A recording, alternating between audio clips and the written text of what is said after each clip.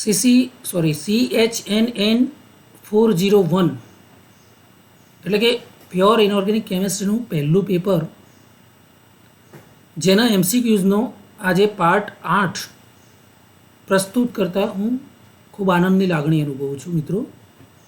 ખાસ કરીને આ ક્વેશ્ચન્સ ખૂબ મહેનત કરીને બનાવેલા ક્વેશ્ચન્સ તમને આગામી ઓનલાઈન એક્ઝામિનેશનમાં ખૂબ ખૂબ મદદરૂપ થઈ શકે એવા તૈયાર કરવામાં આવેલા છે. આની પાછળ પુષ્કળ મહેનત પડતી હોય છે, પરંતુ આપ સર્વે મિત્રો એને ખૂબ ખૂબ જુઓ છો, ખૂબ ખૂબ લાઈક કરો છો અને ખૂબ મહેનત કરો છો, એનો આનંદ પણ એટલો જ હોય છે. તો મિત્રો, CHNN 401ના પેપરમાં unit number 3 reaction mechanism of transition metal complexes MCQs part 8 આપણે શરૂ કરીએ છીએ. દોસ્તો, reaction mechanism of transition metal કોમ્પ્લેક્સીસમાં પહેલો ક્વેશ્ચન પાર્ટ 8માં પહેલો question CONH3 is labile or inert. મિત્રો, કોબાલ્ટનું અષ્ટફલકીય સંકીર્ણ છે, એના વિશે વાત છે કે CONH3 લેબાઇલ એટલે કે ચંચળ છે, લેબાઇલ છે કે ઇનર્ટ છે, નિષ્ક્રિય છે. તો મિત્રો, આપની સમક્ષ આ ટેબલ મૂકી રહ્યો છું, જેમાં આપ જોઈ શકો છો કે કેટલી ઇલેક્ટ્રોન રચનાવાળા સંકીર્ણો ડી કક્ષકમાં કેટલા ઇલેક્ટ્રોન ગોઠવાયેલા છે અથવા એની ઇલેક્ટ્રોન રચના કેવી છે અને એની CFSE વેલ્યુ કેવી છે. ત્યાર પછી ત્રીજી વાત, એ હાઈ સ્પિન કોમ્પ્લેક્સ છે કે લો સ્પિન કોમ્પ્લેક્સ છે. આ ત્રણ વસ્તુ તમારે નક્કી કરવી પડે, તો આ પ્રકારના ક્વેશ્ચનમાં ક્યારેય ભૂલ થાય નહીં. તો મિત્રો, અહીંયા ડીની ઇલેક્ટ્રોન રચના જોઈએ તો NH3 ન્યુટ્રલ લિગેન્ડ છે, એટલે કોબાલ્ટ, સો કોબાલ્ટ +3, આ સંકીર્ણમાં કોબાલ્ટની વેલેન્સ +3 છે. +3 છે એટલે એની પાસે D6 રચના બને, કારણ કે એનો પરમાણુ ક્રમાંક 27 છે, એટલે Ar4s2 3d7. આ 3 ઇલેક્ટ્રોન એને ગુમાવેલા છે, વેલેન્સ એની +3 છે, એટલે એસના 2 ઇલેક્ટ્રોન અને ડીનો 1 ઇલેક્ટ્રોન એ મુક્ત કરે છે, એટલે એની પાસે ડીમાં 6 ઇલેક્ટ્રોન છે. So it is the 6. Okay. હવે NH3 એ ન્યુટ્રલ લિગેન્ડ છે અને નિર્બળ લિગેન્ડ છે, મધ્યમ પ્રબળ અને મધ્યમ નિર્બળ એવું એક નિર્બળ લિગેન્ડની વ્યાખ્યામાં આવતું આ લિગેન્ડ છે.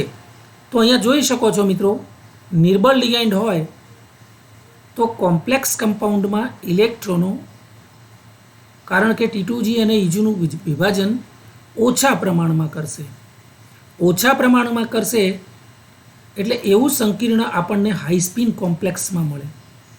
એટલે અહીંયા જોઈ શકીએ છીએ આપણે D6 high spin, okay, sorry low spin, કારણ કે નિર્બળ છે.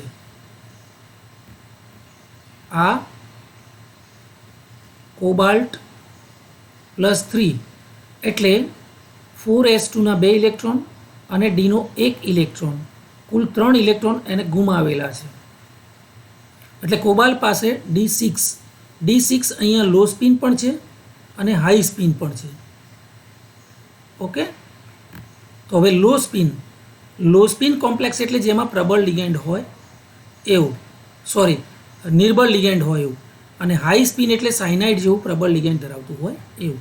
તો આ સંકીર્ણમાં D6 લો સ્પિન જે છે એ રચના આપણે જોવી પડે, અને લો સ્પિન રચનાવાળા સંકીર્ણો હંમેશા જોઈ શકો છો slow to react,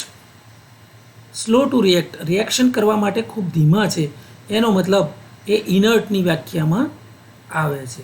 slow to react એટલે ઇનર્ટ અને ફાસ્ટ ટુ રિએક્ટ એટલે લેબાઇલ complex.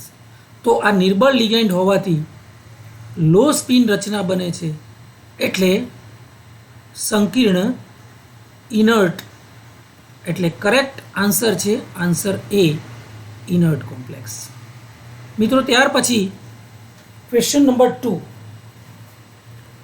લેબાઇલ complexes are stable, unstable કે પછી ફાસ્ટ લિગેન્ડ રિપ્લેસિંગ કે નન ઓફ ધીસ? તો મિત્રો લેબાઇલ કોમ્પ્લેક્સો એ સ્ટેબલ છે, અનસ્ટેબલ છે, ફાસ્ટ લિગેન્ડ રિપ્લેસિંગ એટલે કે એનું રિએક્શન બહુ ઝડપી હોય છે, કે none of this?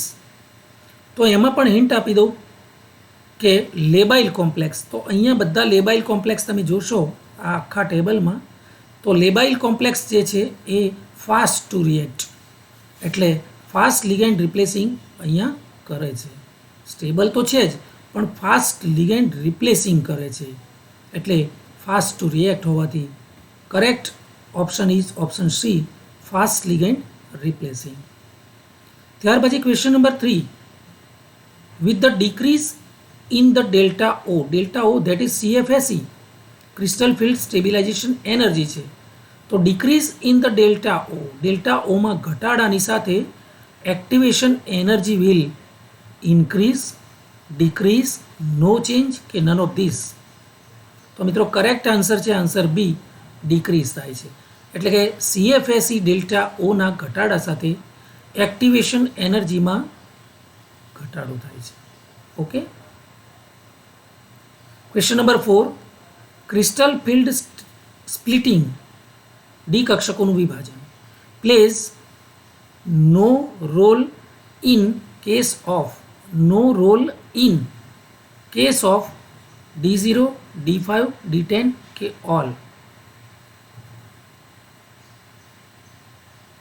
Crystal field splitting plays no role. તો મિત્રો D0, ડીમાં એક પણ ઇલેક્ટ્રોન ન હોય એવી રચના.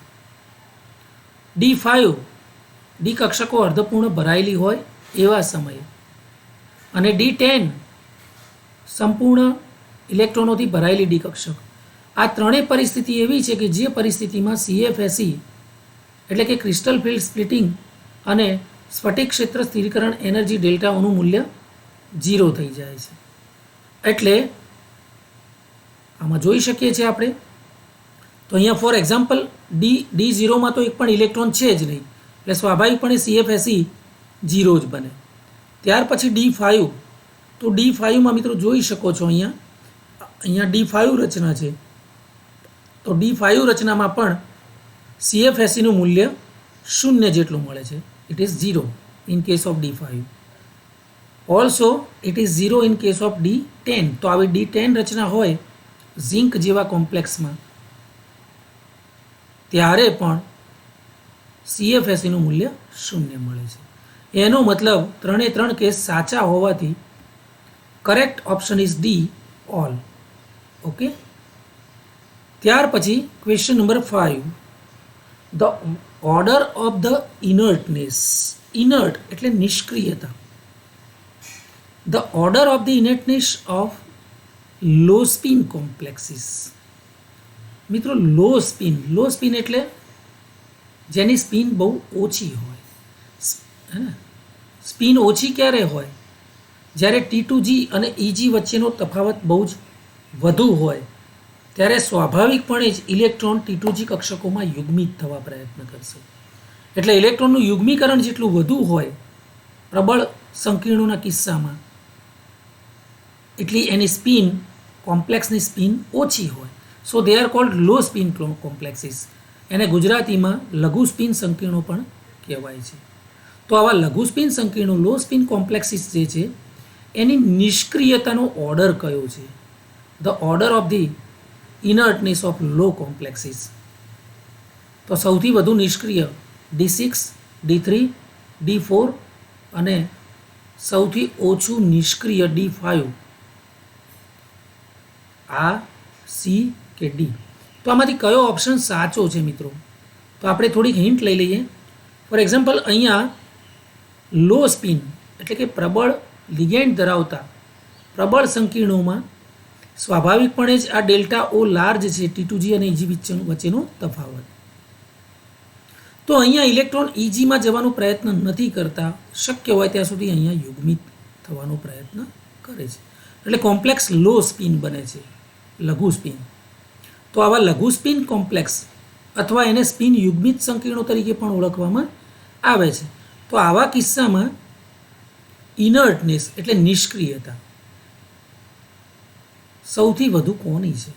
તો સ્વાભાવિક છે D5 રચના છે એમાં એક ઇલેક્ટ્રોન ખૂટે છે, રાઈટ.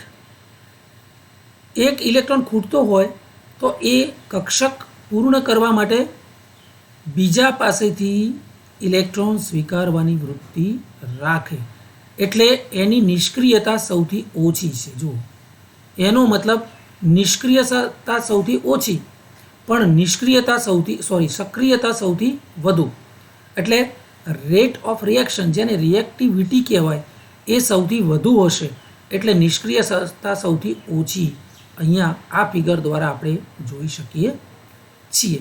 ત્યાર પછી D4 રચના. તો D4માં હજી આ ઇલેક્ટ્રોન પણ ન હોય તો 2 ઇલેક્ટ્રોન અયુગ્મિત રહે છે, એટલે સ્વાભાવિકપણે એની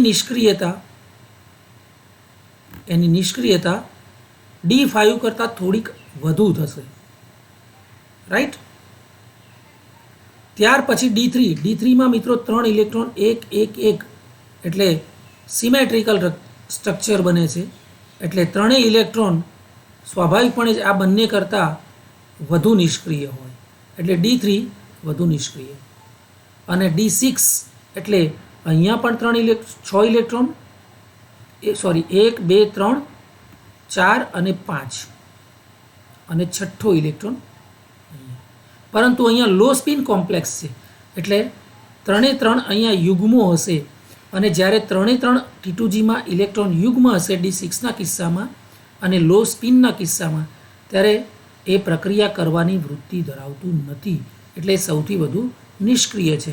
તો મિત્રો આ 4 ઓપ્શનમાં સૌથી વધુ નિષ્ક્રિય D6 કે જેમાં 3 યુગ્મો હશે. ત્યાર પછી D3 આપ જોઈ શકો છો, D3માં 3 અયુગ્મિત ઇલેક્ટ્રોનો છે. ત્યાર પછી D4માં 2 અયુગ્મિત ઇલેક્ટ્રોન છે અને D5માં 1 અયુગ્મિત ઇલેક્ટ્રોન છે, એટલે સૌથી વધુ સક્રિય છે. તો મિત્રો કરેક્ટ આન્સર છે એનો ઓર્ડર, એનો જે ક્રમ છે નિષ્ક્રિયતાનો ક્રમ એ સૌથી વધુ નિષ્ક્રિય D6, ત્યાર પછી D3, D4 અને D5. ઓકે, તો કરેક્ટ આન્સર ઇઝ A.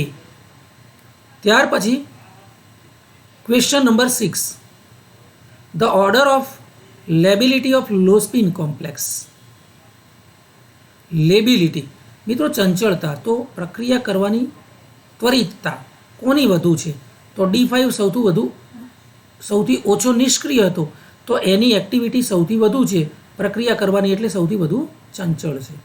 એનાથી ઓછું લેબાઇલ D4 છે, એનાથી ઓછું લેબાઇલ D3 છે, અને સૌથી ઓછું લેબાઇલ D6, કારણ કે સૌથી વધુ નિષ્ક્રિય છે, એટલે એની લેબિલિટી સૌથી ઓછી છે. તો મિત્રો અહીંયા પણ હિન્ટમાં તમે થોડુંક ગાઈડલાઈન લઈ શકો છો. તો આ પ્રકારે જોઈએ તો એનો કરેક્ટ ઓપ્શન છે A. D5 is greater labile than D4, D4 is greater labile than D3, D3 is greater labile than D6, and D6 is most less labile. Okay. ત્યાર પછી question number 7, NiCN4 2- labile or inert. સ્વાભાવિકપણે જ મિત્રો cyanide એ stronger ligand છે અને NiCN4 is most stronger and stable ligand.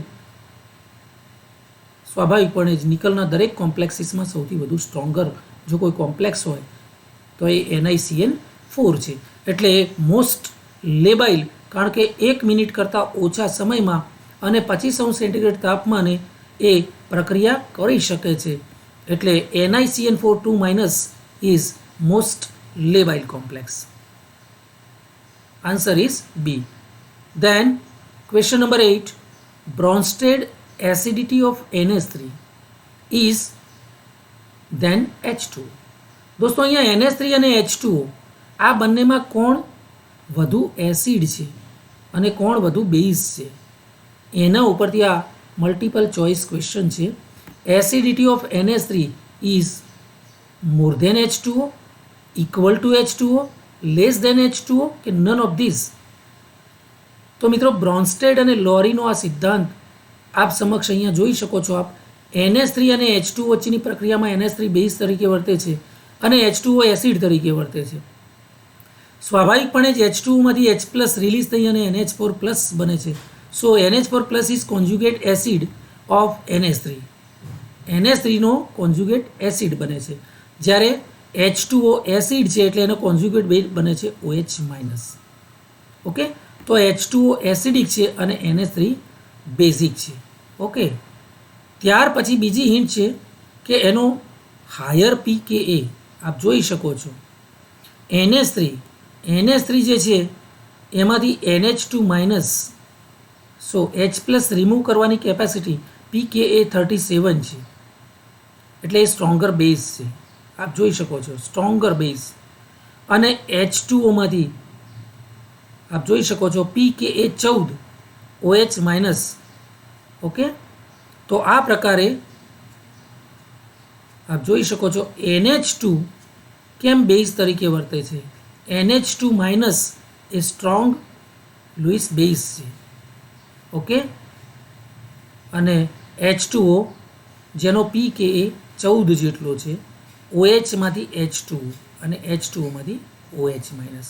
સો કહેવાનો મતલબ આ પ્રક્રિયામાં NH3 બેઝ તરીકે વર્તે છે અને H2O એસિડ તરીકે વર્તે છે, એટલે એસિડિક ગુણધર્મ વધુ પડતો NH3 કરતાં H2Oનો છે.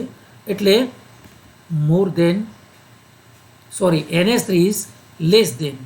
Okay, correct option is C, less than H2O. એટલે NH3ની એસિડિટી H2O કરતાં ઓછી છે. ત્યાર પછી question number 9. Chemical properties of electrophiles are Lewis acid, Lewis base, both કે નન ઓફ ધીઝ. તો મિત્રો આપ જોઈ શકો છો આ ટેબલમાં કેમિકલ પ્રોપર્ટી ઓફ ઇલેક્ટ્રોફાઇલ્સ. તો ઇલેક્ટ્રોફાઇલ્સ માટે આપ જોઈ શકો છો આ રહ્યા ઇલેક્ટ્રોફાઇલ્સ છે ને, something that complexes with a Lewis base. એટલે ઇલેક્ટ્રોફાઇલ્સ જે છે એની પ્રોપર્ટી કરેક્ટ આન્સર છે એ લુઇસ એસિડ. તો આ બધા લુઇસ બેઝ છે અને આ બધા લુઇસ એસિડ છે, જેમાં ઇલેક્ટ્રોફાઇલ્સ જે છે એ ઇલેક્ટ્રોફાઇલ્સ પણ લુઇસ એસિડ છે. ઓકે, ત્યાર પછી question number 10. Chemical properties of nucleophile are Lewis acid, Lewis base, both કે નન ઓફ ધીઝ. તો એમાં પણ ન્યુક્લિયોફાઇલ અહીંયા જોઈ શકો છો ન્યુક્લિયોફાઇલ્સ છે ને એ લુઇસ બેઝ છે. So correct answer is B, Lewis base. તો મિત્રો આ પ્રકારે MSCના આ પાર્ટ 8માં શક્ય એટલા ખૂબ સુંદર ક્વેશ્ચન્સ મેં તમને MCQના રૂપમાં આપવાનો પ્રયત્ન કર્યો છે. અને આ બધા જ પ્રશ્નો મને આશા છે, મને વિશ્વાસ છે કે તમને આગામી ઓનલાઈન એક્ઝામિનેશનમાં ખૂબ ખૂબ મદદરૂપ થઈ શકવાના છો. અને દર વિડીયોની જેમ જ આ વિડીયોને પણ ખૂબ ખૂબ જોશો, એમાંથી કંઈક શીખશો અને એને ખૂબ યાદ રાખવાનો પ્રયત્ન કરી અને પેપર 1માં CHNN 401માં ખૂબ ખૂબ માર્ક્સ લાવો એવી અપેક્ષા સાથે થેન્ક યુ. ધન્યવાદ.